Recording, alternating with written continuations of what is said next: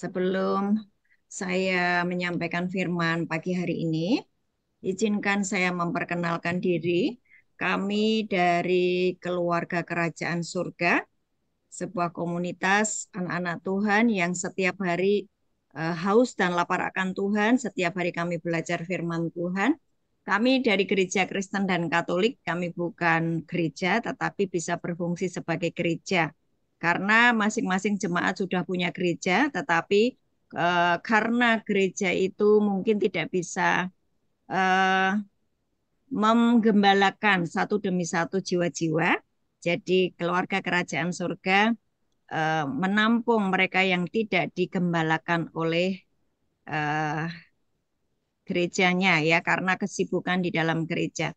Nah, saya sebagai eh, yang dipercayakan Tuhan memimpin keluarga kerajaan surga, saya Kristiana Hapsari atau dia biasa disebut dengan dipanggil dengan Ibu Ana. Ya, salam kenal ya semuanya, Bapak-bapak semuanya. Izinkan kami setiap bulan untuk boleh mengisi di tempat ini.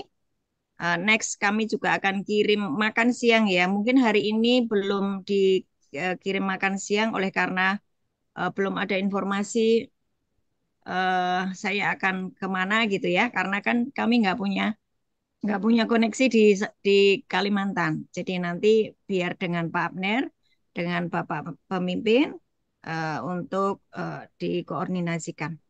Oke, eh, hari ini sebagai pertemuan yang pertama, kita akan belajar tentang paradigma sebagai ciptaan yang baru. Ya, paradigma sebagai ciptaan yang baru. Paradigma itu apa sih?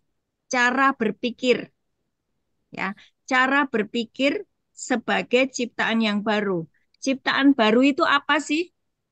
Nah, ciptaan baru itu kalau kita baca di dalam 2 Korintus 5 ayat 17 ya, yang bawa Alkitab boleh dibaca di 2 Korintus 5 ayat 17. 2 Korintus 5 ayat 17.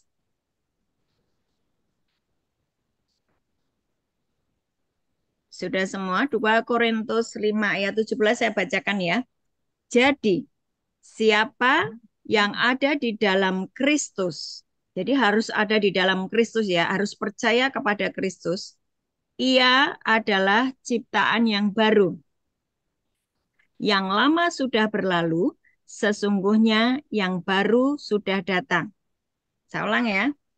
Jadi, siapa yang ada di dalam Kristus, ia adalah ciptaan yang baru. Saya memberi judul hari ini paradigma sebagai ciptaan yang baru. Jadi ciptaan yang baru adalah kita semua yang percaya kepada Tuhan Yesus Kristus, itu disebut ciptaan yang baru. Tetapi ketika orang percaya kepada Tuhan Yesus Kristus, rohnya memang dibaharui, hatinya memang dibaharui, tetapi jiwanya, cara berpikirnya masih dipengaruhi oleh cara berpikir manusia lama. Makanya ada banyak orang, loh ini udah dibaptis, udah percaya sama Yesus, tapi kenapa kelakuannya tidak seperti yang Yesus mau? Tidak seperti karakter Kristus, ya kan? Betul nggak? Ya, kalau saya karena tidak bisa mendengar suara bapak-bapak semuanya, kasih respon jempol ke atas jika setuju dengan saya ya, supaya saya kelihatannya tidak ngomong sendiri ya. Oke, someday suatu saat saya berdoa saya bisa onset di situ ya, di Kalimantan Timur, di Tenggarong. Oke, sekali lagi, waktu kita percaya kepada Kristus, maka kita disebut ciptaan yang baru. Manusia batiniah kita baru, dibaharui dari manusia lama menjadi manusia baru. Yang lama sudah berlalu, yang baru sudah tiba. Yang baru itu apa? Kita diampuni, kita disebut sebagai anak Allah, ya kan? Terus kita diberi semua berkat-berkat yang sudah tersedia di kerajaan surga itu milik kita, kita bisa mengaksesnya karena di dalam diri kita ada Roh Kudus. kemudian kita jalan dengan firman. Tetapi ada begitu banyak anak Tuhan tidak menyadari bahwa dirinya adalah ciptaan baru. Ya, mereka masih memiliki cara berpikir, jiwanya masih dipengaruhi oleh cara berpikir apa? Pola dunia. Masih suka mendengar nasihat orang fasik. Masih suka khawatir. Masih suka punya kepingin jalan pintas. Tidak mau diproses. Maunya instan. Tiba-tiba jadi kaya. Makanya korupsi. Tiba-tiba jadi kaya. Makanya jualan narkoba. Kan gitu ya. Karena apa? Pola pikir, cara berpikir, paradigmanya belum mau diselaraskan dengan firman Tuhan. Ada begitu banyak anak Tuhan, mereka mengaku percaya kepada Tuhan Yesus Kristus, tetapi mereka tidak mengisi hidupnya dengan firman. Mereka cukup berkata, aku sudah kata baca dari Kejadian sampai Wahyu, cukup sekali, tapi aku sudah tahu. Salah besar Bapak Ibu semuanya ya. Salah besar. Karena apa? Setiap hari kita membutuhkan yang namanya asupan firman, membersihkan firman itu membersihkan hidup kita setiap hari. Jadi kalau kita ini tidak memakai firman satu hari, itu pun kita degil. Ya, cara berpikir kita mudah dipengaruhi oleh pola dunia. Ya, nah, saya mau kasih tahu dulu paradigma itu apa sih? Paradigma itu dari bahasa Yunani yang berasal dari kata para dan digma. Ya, para itu sesuatu yang mendampingi terus-menerus. Sebelah kita yang mendampingi terus-menerus. Maka ada kita kenal kata-kata parakletos. Parakletos itu Roh Kudus. Roh Kudus yang terus mendampingi kita setiap hari, memberi nasihat, menginsyafkan kita akan dosa. Nah, para. Kalau digma, digma itu adalah jalan hidup atau sebuah pengajaran yang diyakini sebagai kebenaran dan dipakai sebagai panutan kehidupan. Ya, jadi paradigma itu adalah sebuah sudut pandang dasar keyakinan seseorang yang dimiliki, yang dipengaruhi oleh seseorang yang mendampingi hidupnya. Di sini paham ya? Siapa yang mendampingi hidup Bapak semuanya? Siapa yang setiap hari memberi nasihat kepada kita? Itu akan mempengaruhi cara berpikir kita. Sekali lagi, siapapun yang ada di samping kita, yang terus-menerus memberi nasihat kepada kita, itu akan mempengaruhi cara berpikir kita. Setuju ya? Yang setuju kasih jempol. Jangan melamun. Jangan melamun. Ya, jadi kalau saya setiap hari diberi nasihat oleh Roh Kudus lewat firman-Nya, maka cara pandang saya akan dipengaruhi oleh firman Tuhan. Setuju ya? Setuju kasih jempol.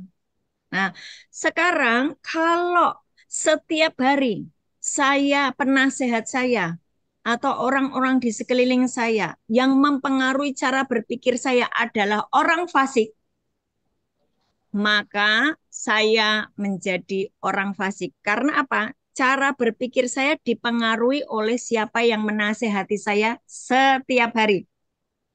Kita buka di Mazmur 1. Kita buka di Mazmur 1 ayat 1 sampai dengan 3. Mazmur 1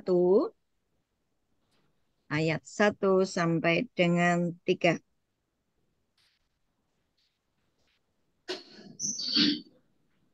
Ya, sudah ketemu semua? Mazmur 1 ayat 1 sampai 3. Saya bacakan. Berbahagialah orang yang tidak berjalan menurut nasihat orang fasik. Siapa orang fasik? orang yang tidak melakukan firman, bukan pelaku firman, tidak percaya pada firman. Ya, yang tidak berdiri di jalan orang berdosa dan yang tidak duduk dalam kumpulan pencemooh. Artinya ini orang yang setiap hari bersama kita, pastikan bahwa mereka adalah bukan orang fasik. Pastikan yang berjalan dengan kita bukan orang berdosa. Pastikan kita tidak duduk dengan kumpulan pencemooh. Siapa itu pencemooh? Orang yang suka meremehkan firman atau mengabaikan firman atau apa ya, mencampur firman dengan pola dunia. Halah, itu kan pendeta, hanya berlaku buat pendeta. Kita ini kan manusia biasa. Ya, sangat mudah untuk kita ini jatuh bangun di dalam dosa. Nah, itu nasihat pencemooh. Mereka tidak percaya dengan 100% tentang kebenaran firman Tuhan, ya. Mereka suka melakukan yang namanya pencampuran antara pola pikir dunia dengan firman. Ayat 2, tetapi yang kesukaannya ialah Taurat Tuhan. Dan yang merenungkan Taurat itu siang dan malam. Taurat Tuhan itu bukan artinya hukum Taurat, tetapi semua firman Tuhan di sini yang dimaksud, ya. Semua firman Tuhan dari perjanjian lama dan perjanjian baru. Kita harus suka untuk merenungkannya. Nah, maka yang terjadi adalah ayat 3. Ia akan seperti pohon yang ditanam di tepi aliran air, yang menghasilkan buahnya pada musimnya, yang tidak layu daunnya. Apa saja yang diperbuatnya berhasil. Nah, ini adalah orang-orang yang berbahagia. Versi kerajaan surga. Ya kan? Versi dunia bagaimana? Versi dunia mengatakan orang yang berbahagia adalah orang yang duitnya banyak. Betul nggak? Yang setuju kasih jempol. Betul nggak? Kalau duitnya banyak itu sudah pasti bahagia. Siapa bilang? Sekarang ini ada banyak orang duitnya banyak tapi nggak bisa tidur karena takut dikejar-kejar KPK. Kan gitu ya. Terus kemudian ada juga orang yang tidur dengan ranjang 15 juta. Ya kan, ranjangnya aja harganya 15 juta. Itu loh, kasurnya doang maksudnya. Kasur yang kalau buat tidur itu nyenyak enak sekali, itu 15 juta, 16 juta lah. Itu enak sekali kalau buat tidur. Tapi dia tidak bisa tidur karena apa? Pikirannya diganggu oleh segala macam kekhawatiran dan ketakutan. Saya tidak setuju bahwa kebahagiaan adalah kalau duitnya banyak. Belum tentu. Tetapi orang-orang yang merenungkan firman Tuhan, kesukaannya firman Tuhan, siang dan malam dia tidak lepas dari firman Tuhan. Dia tidak mau dinasihati orang fasik. Dia tidak mau mendengar pencemooh, orang-orang penggosip. Oh, no, no, no, no, no. Itu saya sudah tidak bisa satu frekuensi dengan penggosip, ya kan? Biarin aja kita dipisahkan, ya. Kalau ada masalah jangan dibicarakan terus-menerus, dibicarakan terus-menerus. Tutup mulutmu. Sampaikan kepada orang yang sedang kau gosipin. Tunjukkan kesalahannya. Ajari dia. Terus kemudian apa? Nasihati dia. Doakan dia. Jangan suka bergosip. Karena apa? Ketika engkau bergosip, engkau sedang duduk pada kumpulan pencemooh. Yang setuju katakan amin. Ya. Nah, buat saya orang yang berbahagia adalah orang yang suka merenungkan firman Tuhan siang dan malam. Bu, kok sukanya renungan firman Tuhan siang dan malam? Emang dia nggak bekerja? Di ayat 3 dibilang, apa saja yang diperbuatnya berhasil. Berarti dia bekerja dong? Betul nggak? Dia bekerja dong, bukan pengangguran, bukan tidur-tiduran saja. Dia seorang pekerja yang baik. Maka apapun yang dikerjakan, dibuatnya berhasil oleh Tuhan, ya, karena dia adalah orang yang diberkati. Selanjutnya nanti ayat 4 sampai dengan 6 dibaca sendiri itu tentang orang fasik. Tapi boleh saya lanjutin ya. Ayat 4. Ini orang fasik. Orang fasik itu apa sih? Itu kan ya. Bukan demikian orang fasik, mereka seperti sekam yang ditiupkan angin. Ayat 5. Sebab itu orang fasik tidak tahan dalam penghakiman, begitu pula orang berdosa dalam perkumpulan orang benar. Sebab Tuhan mengenal jalan orang benar, tetapi jalan orang fasik menuju kebinasaan. Nah, saya kasih tahu di ayat 6 ini. Sebab Tuhan mengenal jalan orang benar. Jalan orang benar itu seperti rembang tengah hari. Kitab Amsal berkata begitu ya. Jalan orang benar itu seperti rembang tengah hari. Rembang tengah hari itu adalah matahari di titik jam 12 siang. Jadi jalan orang benar itu selalu terang. Tidak ada yang namanya jalan orang benar itu naik turun. Kadang gelap, kadang bersinar, enggak ada. Dia jalan orang benar itu selalu terang seperti teriknya siang hari dan tidak dikatakan sampai dengan apa nama matahari terbenam enggak. Jalan orang benar itu seperti rembang tengah hari, matahari pagi, matahari jam 12 siang ya, artinya tetap berterang. Nah, sekali lagi tadi tentang paradigma ya. Paradigma sebagai ciptaan yang baru. Siapa ciptaan yang baru? Siapa ciptaan baru tadi? Siapa ciptaan yang baru tadi? Semua orang yang sudah menerima Yesus sebagai Tuhan dan Juru Selamat. Ya kan? Itu ciptaan baru. Apa paradigma?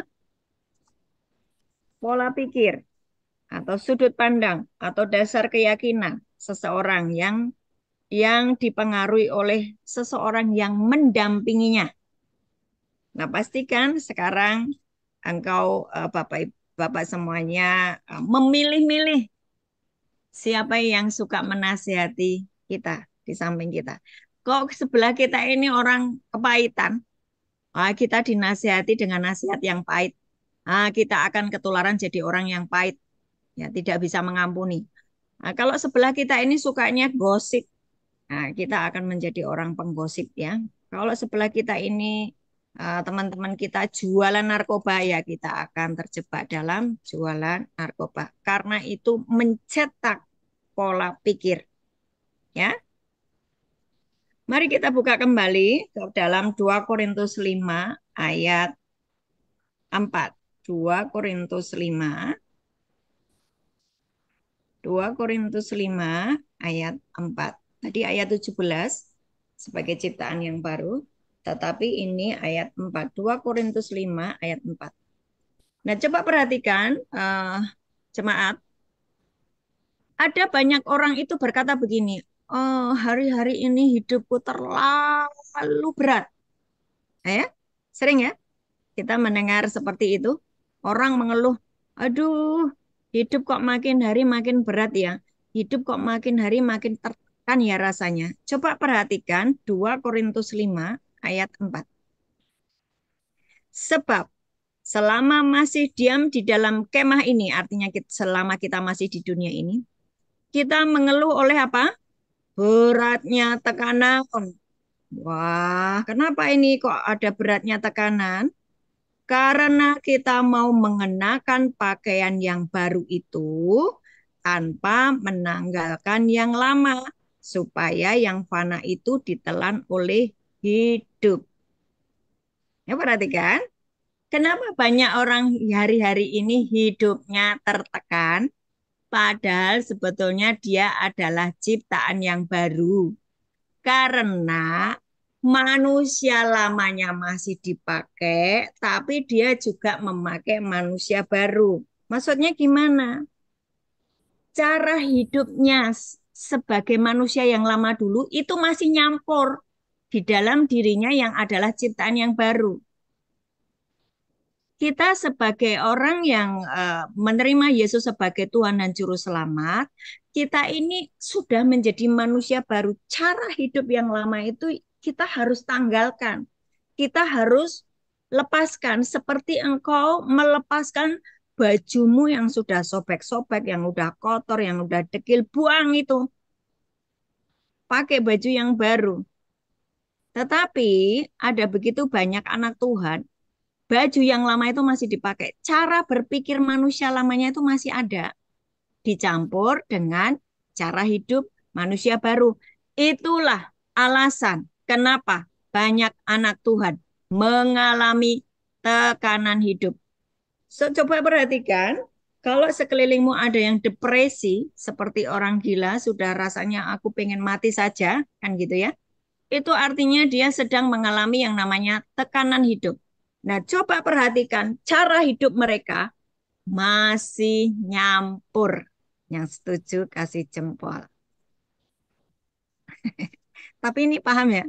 Kasih jempolnya paham ya? Paham ya? Ya. Jadi coba perhatikan. Eh, harusnya supaya kita ini nggak tertekan ketika menghadapi kehidupan kita, ya. Kita harus melepas semua total drastis dan dramatis semua pola hidup, cara berpikir manusia lama itu dibuang semuanya. Misalnya begini, firman Tuhan sering berkata gini, jangan kamu takut, jangan kamu khawatirkan gitu ya. Aku Allah Immanuel, aku akan menyertai engkau sampai akhir zaman. Engkau ini biji mataku. Engkau ini milik kesayanganku. Engkau ini umat tebusanku. Tapi seberapa banyak anak Tuhan bangun tidur sudah langsung khawatir, cenut-cenut kepalanya, punggungnya sakit, encoknya kumat, migrain. Aduh, wes semuanya itu disebabkan karena apa? Khawatir. Berarti kan apa? Ya mereka percaya sama Yesus tetapi tetap khawatir gitu loh. Itulah yang menyebabkan tekanan hidup. Waktu pertama kali saya bertobat, ya, waktu pertama kali saya bertobat, saya merubah total cara pikir saya. Saya nggak mau lagi hidup dengan kekhawatiran, hidup dengan mengandalkan uang, hidup dengan cara berpikir seperti orang dunia. Ya, orang dunia boleh loh berzina, orang dunia boleh loh ngambil yang bukan miliknya, ngerampas boleh orang dunia. Itu orang dunia. Saya tidak mau.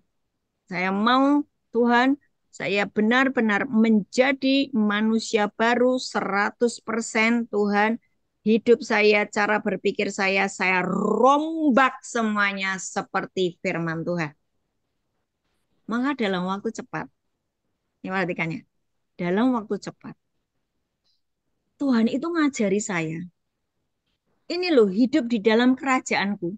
Waktu kamu itu hidup di dunia, tapi karena kamu mempercayai setiap firmanku, kamu itu sudah terhubung dengan kerajaan surga. Hidupmu tidak perlu bergumul dan tidak perlu penuh dengan air mata. Kalaupun ada air mata adalah air mata sukacita karena engkau ketemu dengan aku gitu kata Tuhan. Ya, saya mempercayai itu dan thank you ya Tuhan. Engkau ngajari aku sedemikian rupa sehingga benar-benar aku tidak mengalami tekanan hidup. Tetapi dengan kepercayaan saya kepada setiap firman Tuhan, kita semuanya kan tubuh Kristus toh, benar nggak? Kok nggak ada jempolnya? Sudah pikirannya sudah mulai melayang-layang ya. Jadi kita ini adalah ciptaan yang baru. Kita ini adalah jemaatnya. Kita ini adalah tubuh Kristus. Kristus itu kepala. Ya, Kristus itu kepala. Coba perhatikan di sini nih. Ini ayatnya keren banget ya. Efesus 4, Efesus 1, Efesus 1 ayat 8 ya.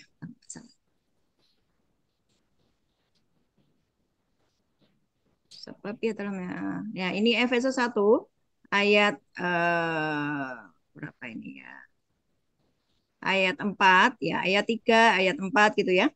Terpujilah Allah dan Bapa kita Tuhan Yesus Kristus yang dalam Kristus telah mengaruniakan kepada kita segala berkat rohani di dalam surga. Jadi Waktu kita ini kepalanya Kristus, kita masuk di dalam Kristus, kita ini tubuhnya, segala berkat di surga itu sudah disediakan. Tapi kita harus hidup di dalam Kristus. Efesus 1 ayat 3. Ayat 4, sebab di dalam Dia, di dalam Kristus, Allah telah memilih kita sebelum dunia dijadikan, supaya kita kudus dan tak bercacat di hadapannya. Jadi kita bisa kudus dan tak bercacat, enggak jatuh bangun terus di dalam dosa, ya, tidak jatuh bangun terus di dalam dosa, itu karena kita tinggal di dalam Kristus. Ya. Terus kemudian ayat 5, Efesus 1 ayat 5. Dalam kasih ia telah menentukan kita dari semula oleh Yesus Kristus untuk menjadi anak-anaknya. Jadi kalau kita anaknya, Bapa di surga adalah Bapa kita, nggak mungkin kita ini miskin. Nggak mungkin kita ini kekurangan. Karena di dalam Kristus, ketika kita dibungkus di dalam Kristus, kita disebut anak-anaknya. Supaya terpujilah kasih karunia-Nya yang mulia yang dikaruniakannya kepada kita di dalam Dia.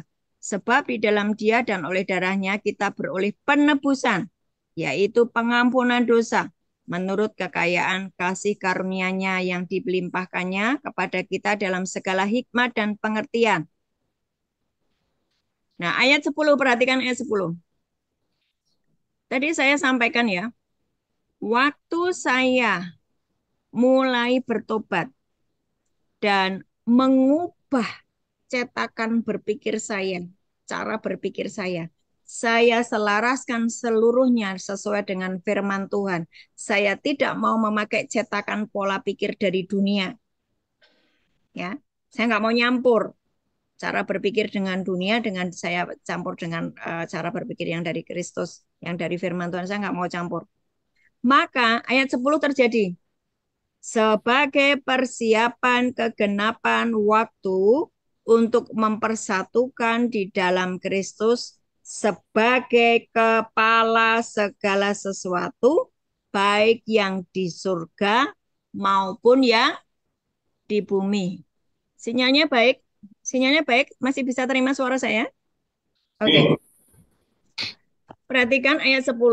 Waktu saya sudah menjadi ciptaan baru, saya menerima Yesus sebagai Tuhan dan Juru Selamat.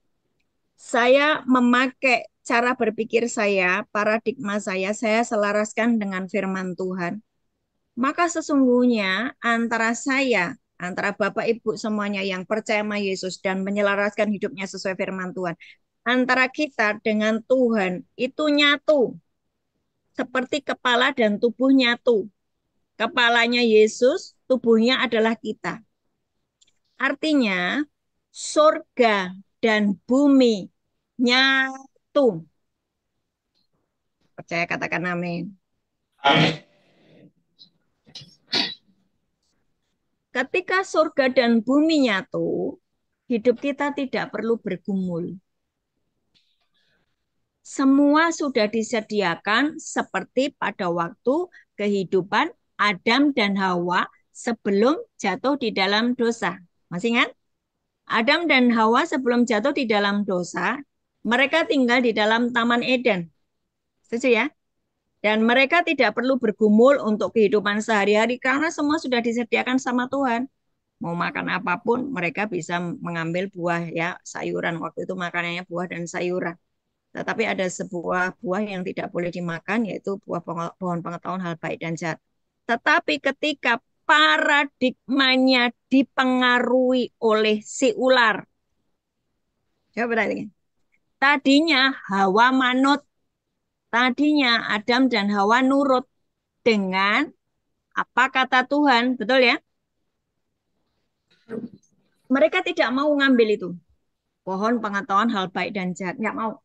Karena itu perintahnya Tuhan. Tapi ketika tiba-tiba ada yang datang di sampingnya, ya kan? Ini aku bicara paradigma. Di sampingnya membisikkan sesuatu yang itu melanggar firman Tuhan dan itu bertentangan dengan firman Tuhan. Maka dalam waktu sekian detik, cara berpikirnya berubah seperti ular yang sedang menyampaikan sesuatu. Sampai sini, Pak? Ular berkata begini, hei, itu kan semua pohon, seluruh buah itu kan nggak boleh dimakan. Terus Hawa bilang gini, oh keliru kamu ular, iblis, ular ya, ular gitu dia nggak tahu itu kalau dia iblis tuh ya. Keliru kamu ular, kamu nggak baca firman ya, makanya baca firman biar nggak dibohongi gitu kan katanya, kira-kira begitu. Semuanya boleh dimakan, Hawa bilang gitu. Tapi satu yang nggak boleh dimakan, yang ini nih, ini namanya buah pengetahuan hal yang baik dan jahat. Tidak boleh dimakan. Sebab kalau saya memakannya, maka saya akan mati. Itu kata Tuhan. Makanya aku nggak mau makan. Itu kan sebetulnya Adam dan Hawa sudah kecetak pola pikir loh. Sesuai dengan firman Tuhan toh. Betul ya? Kasih jempol yang setuju. Artinya tidak ngantuk. Soalnya ada yang ngantuk. Saya meskipun dari sini sudah kelihatan loh, ada yang ngantuk. Terus gini, eh itu dalam waktu sekian detik, iblis tuh cuma ngomong gini, lu salah. Nek kamu makan buah ini, kamu akan jadi seperti Tuhan, gitu loh. Kamu tahu semuanya. Nah, terus tiba-tiba cara berpikirnya berubah, ya. Oh, ya, kayaknya enak juga tuh buah itu ya. Coba deh aku makan, ambil. Saat dia berubah pola pikirnya, mempengaruhi seluruh kehidupannya. Ya, cara berpikir yang salah dipengaruhi oleh penasehat yang salah, merubah kehidupannya total. Dia langsung kedapatan dosa dan diusir oleh Tuhan dari Taman Eden. Sejak itu, hidupnya harus bekerja dengan sekuat tenaga untuk mendapatkan makanan. Betul nggak? Itu ayat selanjutnya. Kalau Bapak Ibu baca di Kejadian 1, Kejadian 2 itu kan ya.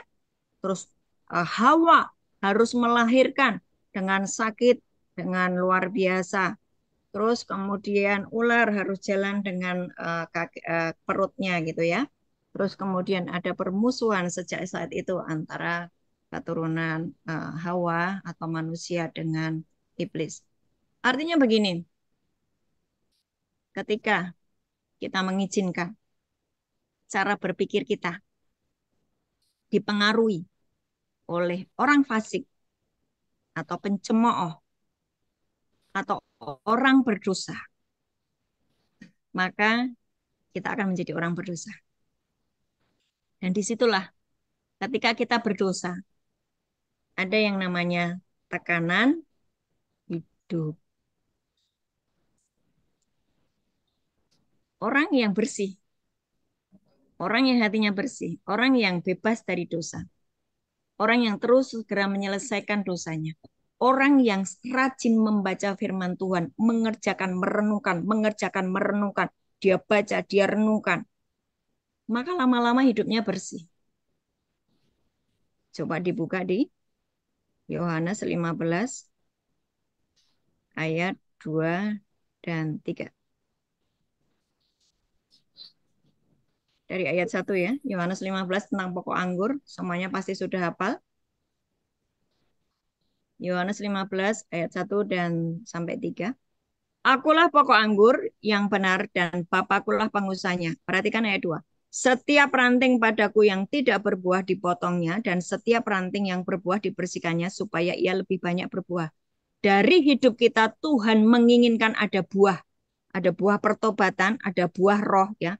Tuhan menginginkan hidup kita berbuah, bukan Tuhan tidak menginginkan kita menjadi orang yang sukses, berhasil, menjadi ternama. Itu bonus, itu bonus. Tetapi nomor satu di dalam hidup kita adalah Tuhan menginginkan kita berbuah. Buah apa? Bukan buah mangga, buah jeruk, bukan. Berbuah roh, berbuah pertobatan. Jadi kalau ranting itu tidak berbuah, dibersihkan. Dibersihkan itu sakit.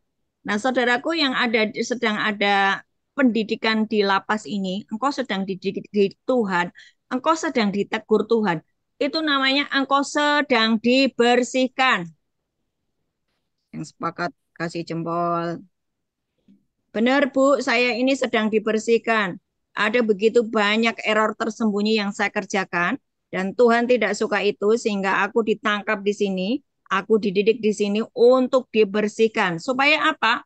Menghasilkan banyak buah. Perhatikan ketika engkau sedang dibersihkan, sakit, yes. Setiap orang yang sedang dibersihkan, dicabut semua errornya itu sakit, ya. Malu, iya. Tertekan, iya. Karena apa? Engkau sedang dikuduskan, dibersihkan. Supaya apa? Menghasilkan banyak buah.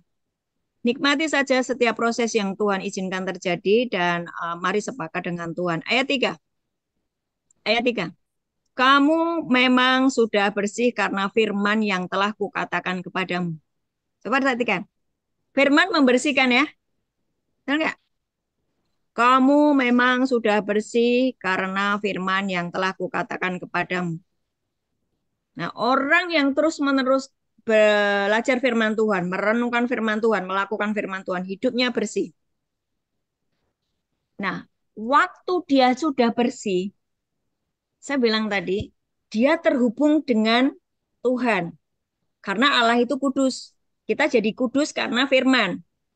Ayat 4, tinggallah di dalam aku dan aku di dalam kamu menyatu. Antara kepala dan tubuh nyatu. Tadi kan ya, tubuh dan kepala nyatu. Tubuh itu kita, kepala adalah Kristus. Tinggallah di dalam aku dan aku di dalam kamu. Sama seperti ranting tidak dapat berbuah dari dirinya sendiri, kalau ia tidak tinggal pada pokok anggur, demikian juga kamu tidak berbuah jikalau kamu tidak tinggal di dalam aku. Perhatikan, orang-orang yang nempel dengan Tuhan, otomatis dia berbuah. Ranting anggur tidak perlu dia bergumul untuk menghasilkan buah anggur, asal ranting itu nempel pada pokok anggur, so pasti dia berbuah anggur. Amin. Hidup kita ini, ketika kita nyatu dengan firman, pikiran kita isinya firman, hati kita dipenuhi dengan firman, dibersihkan setiap hari dengan firman.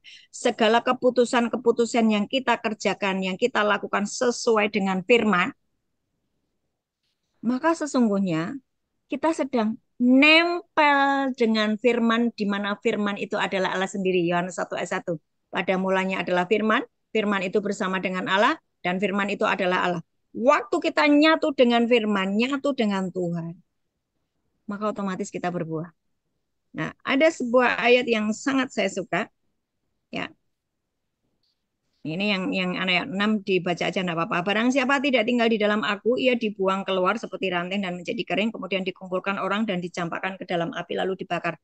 Jadi yang tidak berbuah dipotong, dicampakkan ke dalam api. Perhatikan ini ayatnya serius loh ya. Kok kita ini tidak berbuah di dalam hidup kita? Meskipun kita percaya Yesus Kristus, yuk nggak berbuah. Pada akhirnya, akhir hidupmu nanti bisa engkau murtad. Karena apa? Tekanan hidup itu membuat engkau kecewa. Tekanan hidup itu engkau membuat engkau depresi. Akhirnya engkau akan meninggalkan Tuhan. Ayat 7. Ini ayat yang paling keren ya. Jikalau kamu tinggal di dalam aku dan firmanku tinggal di dalam kamu, mintalah apa saja yang kamu kehendaki dan kamu akan menerimanya. Waktu saya tinggal di dalam firman, saya mau dibersihkan oleh firman, saya menyatu dengan firman. Ketika saya berdoa minta apa saja Tuhan kasih. Dan itu sudah terjadi. Itu sudah terjadi. Saya mau semua kita yang hari ini mendengar tentang paradigma sebagai ciptaan yang baru, mari memakai cara berpikir sesuai dengan kerajaan surga, ya, sesuai dengan firman Tuhan. Supaya apa? Hidup kita tidak perlu bergumul, tidak perlu mengalami yang namanya tekanan hidup. Bapak kita ini Bapak yang sangat baik. Kita dosa aja udah ditebus loh dosanya. Bahkan sebelum kita ini lahir di dunia, Tuhan itu sudah punya agenda yang baik atas kehidupan kita. Nanti baca di Mazmur 139. Sebelum engkau dijadikan di dalam dunia ini, waktu engkau dikandung di dalam kandungan ibumu, aku sudah punya agenda yang baik atas hidupmu. Itu Mazmur 139. Ya, 16.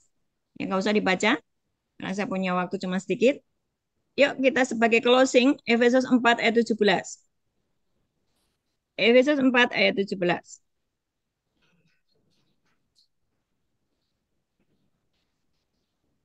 Mari kita rubah cara berpikir kita supaya kita tidak mengalami yang namanya tekanan hidup.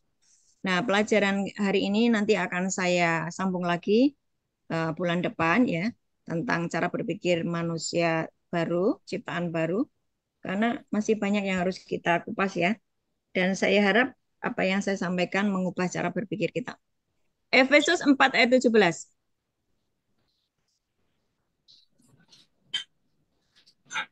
Ya, Efesus 4 ayat 17. Bentar.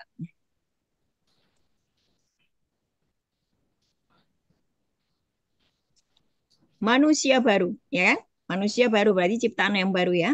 Sebab itu kukatakan dan kutegaskan ini kepadamu di dalam Tuhan, jangan hidup lagi sama seperti orang-orang yang tidak mengenal Allah dengan apa?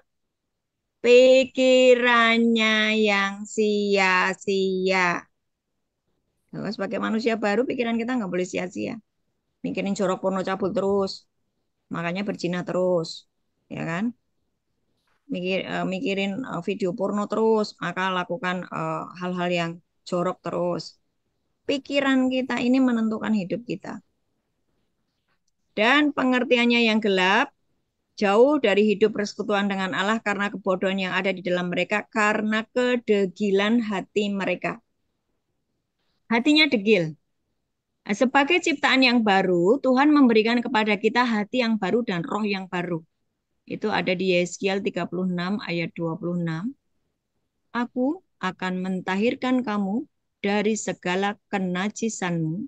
Aku akan memberikan kepadamu hati yang baru dan roh yang baru. Itu Yeskiel 36 ayat 26. Jadi waktu kita menjadi ciptaan yang baru, kita diberi hati yang baru. Hati yang degil itu manusia lalu kita. Manusia baru kita adalah hatinya bersih. Ayat 19, perasaan mereka telah tumpul sehingga mereka menyerahkan diri kepada apa? Hawa nafsu dan mengerjakan dengan segala serakah, segala macam kecemaran. Tapi kamu bukan demikian, kamu telah belajar mengenal Kristus. Ayat 21, Efesus 4 ayat 21. Karena kamu telah mendengar tentang dia dan menerima pengajaran di dalam dia menurut kebenaran yang nyata dalam Yesus. 22, yaitu bahwa kamu berhubung dengan kehidupan kamu yang dahulu harus apa? Menanggalkan manusia lama. Jangan dipakai dua-duanya. Harus menanggalkan manusia lama yang menemui kebinasaannya oleh nafsunya yang menyesatkan, supaya kamu dibaharui di dalam roh dan pikiranmu. Ini kan cara pikir. Setuju ya? Ya setuju kasih jempol dong. Yes, gitu. Supaya kamu dibaharui di dalam roh dan pikiranmu. Sebagai manusia baru, engkau harus memiliki cara berpikir yang baru dan mengenakan manusia baru yang telah diciptakan menurut kehendak Allah dalam kebenaran dan kekudusan yang sesungguhnya. Karena itu, nah ini, perhatikan semuanya. Dulu yang masih suka berdosa, buang segala dusta. Ya toh? Karena itu buanglah dusta. Berkatalah benar seorang kepada yang lain karena kita adalah sesama anggota. Jangan begini loh. Dosa kecil-kecil ya enggak apa-apa lah, Tuhan Maha Pengampun. Ya namanya manusia, ya dusta, bohong kecil-kecil boleh lah. Tidak, tidak seperti itu. Itu nanti bapak-bapak akan mengalami tekanan hidup. Ya, ayat 26. Apabila kamu menjadi marah, dulu kalau marah tuh suka maki-maki. Wah, kebun binatang keluar semuanya. Perintahnya apa? Kalau kamu marah, jangan bikin dosa. Jangan matahari terbenam sebelum padam amarahmu. Jadi sebelum matahari terbenam, sebelum sore hari, kita mesti rekonsiliasi. Kita mesti minta ampun, Tuhan ampuni aku, Tuhan tadi aku marah.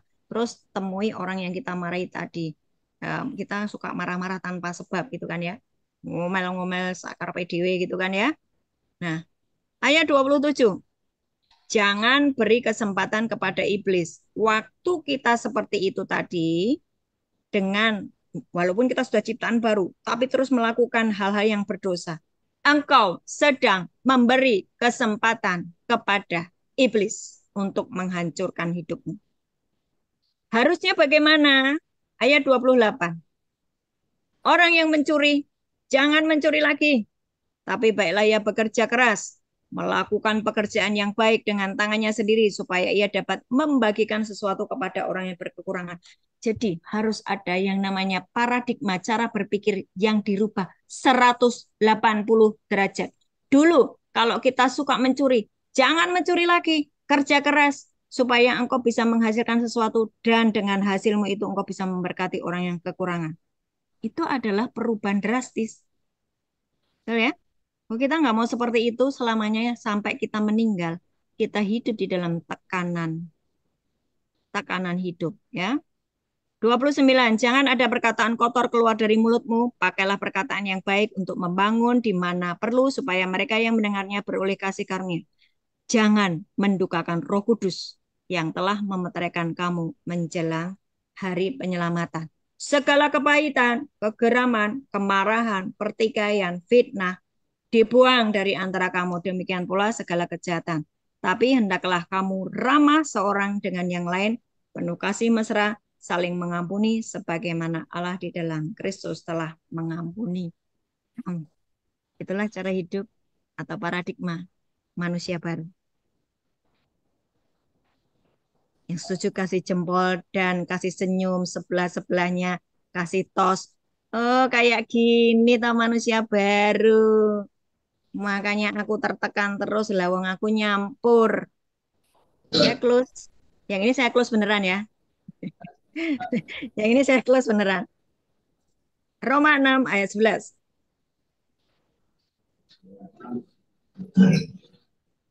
Ini kalau tidak saya close, saya bisa sampai jam 12 nanti ya, ngomong firman terus. Roma 6 ayat 11. Ini cara pandang ya. Dan tadi judulnya paradigma atau cara pandang ciptaan yang baru. Roma 6 ayat 11. Mari kita baca bersama-sama. 2, 3.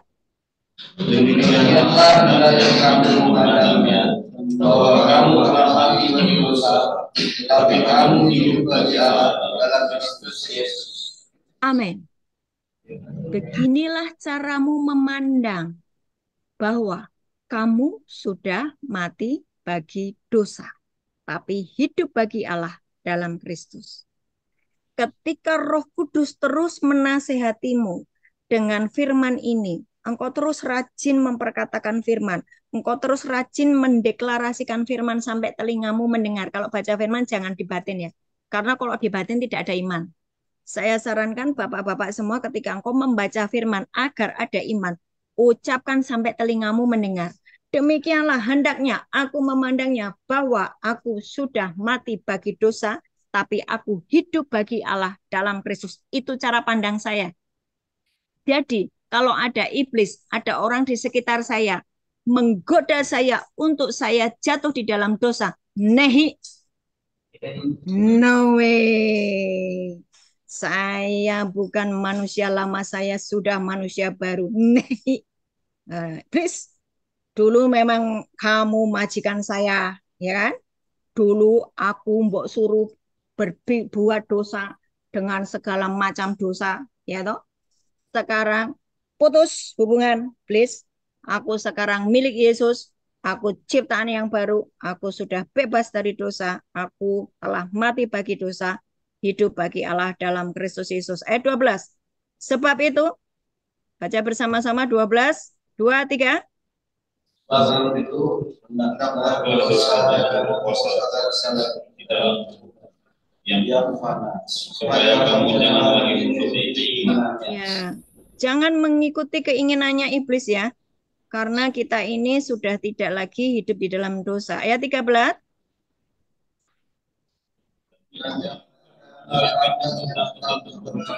Kepada dosa dipakai sebagai senjata dalam, tetapi serahkanlah dirimu kepada Allah sebagai orang-orang yang dalam berbagi. Tetapi yang sekarang hidup, dan serahkanlah anggota-anggota tubuhmu kepada Allah untuk menjadi senjata-senjata kebenaran.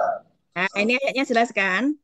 Dulu saya majikannya adalah iblis, maka saya jadi senjata kelaliman. Ya toh? Ayat 13 ini kan bilang begitu toh? Ya toh? Terus sekarang aku majikannya adalah kebenaran. Kebenaran itu apa? Firman Tuhan. Maka sekarang tubuhku bukan lagi sebagai senjata kelaliman, tapi senjata kebenaran.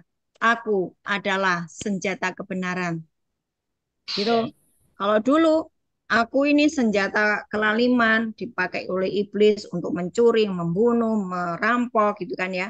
Tapi no, sekarang saya bertobat, no, putus hubungan dengan iblis, putus ya iblis, putus. Aku sekarang milik Yesus. Aku sekarang senjata kebenaran. Ayat 14, sebab kamu tidak akan dikuasai oleh dosa lagi. Waktu cara pandang kita selaraskan dengan firman Tuhan. Dan penasehat kita adalah Roh Kudus, bukan orang fasik, bukan orang berdosa, bukan orang pencemooh.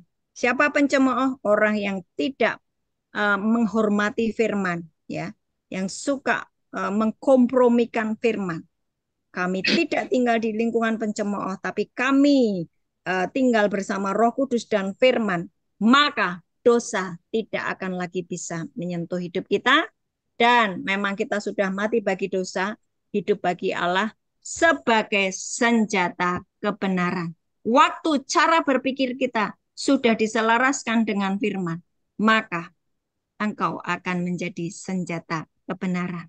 Tuhan Yesus memberkati.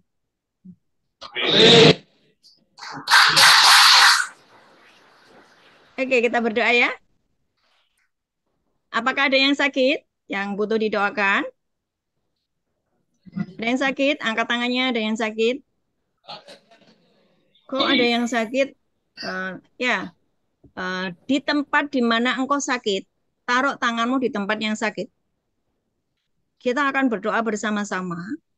Kita akan cabut itu. Kalau bapak-bapak punya sakit jantung, saya bisa minta kepada Tuhan untuk memberikan jantung yang baru. Ya, tiba-tiba nanti rasa tubuhmu enak, engkau tidak lagi nyeri-nyeri. Kalau engkau saraf kejepit, aku bisa berdoa dalam nama Bapa di surga supaya saraf-saraf kembali normal, oke? Tetapi harus percaya, ya.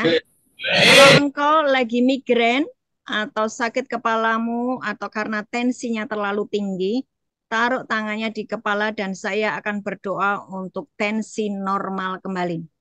Kalau perutmu sakit karena engkau ada gejala MAH atau GERD, maka saya bisa berdoa, nanti kita semua berdoa untuk segala sakit MAH itu sembuh ya. Yuk kita berdoa. Bapak, kami mengucap syukur buat siang hari ini kami boleh belajar kebenaran firman-Mu. Terima kasih Tuhan, Engkau menyingkapkan kepada kami cara berpikir yang benar sesuai dengan firman. Biarlah hari ini penasihat kami adalah Roh Kudus saja. Dan biarlah hari ini kami berjalan dengan kebenaran firman Tuhan. Dan kami berjalan dengan orang-orang benar-Mu Tuhan. Kami tidak mau bergaul dengan orang fasik, kami tidak mau bergaul dengan pencemooh, kami tidak mau bergaul dengan orang berdosa, kami mau bergaul dengan orang-orang benar dan Roh Kudus penasehat kami, firman Tuhan pelita buat kaki kami. Hari ini Tuhan, hamba-Mu berdoa untuk jemaat yang sedang mengalami sakit. Taruh tanganmu di tempat yang sakit. Taruh tanganmu di tempat yang sakit. Aku cabut setiap roh sakit penyakit di dalam tubuhmu, di dalam nama Yesus. Semua yang sakit di dalam tubuhnya masing-masing, roh sakit penyakit keluar demi nama Yesus. Dengar iblis, engkau tidak berhak atas anak-anak Tuhan. Hari ini mereka sudah menjadi manusia baru. Dosanya sudah diampuni dan jadilah sembuh. Tuhan memberikan kepadamu jantung yang baru. Tuhan memberikan kepadamu gigi yang baru. Tuhan memberikan kepadamu saraf-saraf yang baru. Tuhan memberikan kepadamu paru-paru yang baru. Dan ketika Tuhan memberikan paru-paru yang baru, jangan merokok lagi. Karena paru-paru ini mahal. Paru-paru yang baru sedang dipasangkan kepadamu karena engkau batuk terus karena engkau merokok. Dan hari ini Tuhan memberikan paru-paru yang baru kepadamu. Engkau yang punya kelainan di ginjal oleh karena minum minuman keras, minumanmu minuman racun, hari ini Tuhan menggantikan ginjalmu dengan ginjal yang baru. Dalam nama Yesus. Dalam nama Yesus, taruh tangan di tempat yang sakit. Kalau punggungmu sakit, pinggangmu sakit karena ginjalmu mengalami gangguan. Dalam nama Yesus, Tuhan memberikan kepadamu ginjal yang baru. Dan aku berdoa untuk yang tensinya tinggi ataupun tensinya rendah dan sering pusing, aku berkata demi nama Yesus, tensimu normal kembali. Tensimu normal kembali. Tubuhmu sehat, penuh vitalitas untuk melayani Tuhan dan sesamamu di dalam nama Yesus. Oleh bilur-bilur Tuhan Yesus, engkau sudah disembuhkan. Oleh darah Yesus, engkau sudah dibebaskan dari segala sakit penyakit dan segala macam dosa. Di dalam nama Yesus, jadilah sembuh dari ujung kepala sampai ujung kaki. Engkau yang punya gejala stroke, aku cabut roh kematian ini dalam nama Yesus yang membuat stroke, yang membuat sumbatan-sumbatan di dalam nama Yesus, aku cabut. Dan aku berkata, seluruh peredaran darahmu normal kembali dari ujung kepala sampai ujung kaki. Terjadilah atasmu di dalam nama Yesus. Terima kasih Bapak, kami terima semua kesembuhan ini. Kami berdoa juga untuk yang sedang mengalami krisis ekonomi. Kami mengalami tekanan hidup karena ekonomi yang sangat sulit. Tuhan, hari ini kami memakai paradigma baru bahwa kami adalah anak Allah. Ketika kami anak Allah, maka hidup kami adalah sangat diberkati. Ampuni dosa pelanggaran kami, berkati kami Tuhan, berkati anak-anak-Mu. Bangkit berdiri, kami undang jemaat bangkit berdiri. Angkat tangan untuk terima berkat. Demikian firman Tuhan, apabila engkau baik-baik mendengarkan suara Tuhan Allahmu dan melakukannya dengan setia segala yang difirmankannya, maka engkau tidak perlu bergumul untuk kehidupanmu sehari-hari. Segala berkat itu akan datang sebelum kebutuhan tiba. Tuhan Allah memberkatimu berkelimpahan. Apapun yang kau lakukan dibuat berhasil. Dan semua pencuri-pencuri berkat dihardik oleh Tuhan sendiri. Dan engkau diangkat menjadi kepala bukan ekor, semakin naik bukan turun di dalam nama Yesus. Dan Tuhan tidak akan menimpakan penyakit manapun yang ditimpakan atas Mesir. Karena engkau baik-baik mendengarkan suara Tuhan Allahmu. Dan seluruh tubuhmu sehat sembuh untuk melayani Tuhan dan sesama. Tuhan Yesus Kristus memberkatimu dan melindungimu. Tuhan Yesus Kristus menyinari engkau dengan wajah-Nya dan memberi engkau kasih karunia. Tuhan Yesus Kristus menghadapkan wajah-Nya kepadamu dan memberi engkau damai sejahtera. Amin. Amin. Amin. Tuhan Yesus memberkati.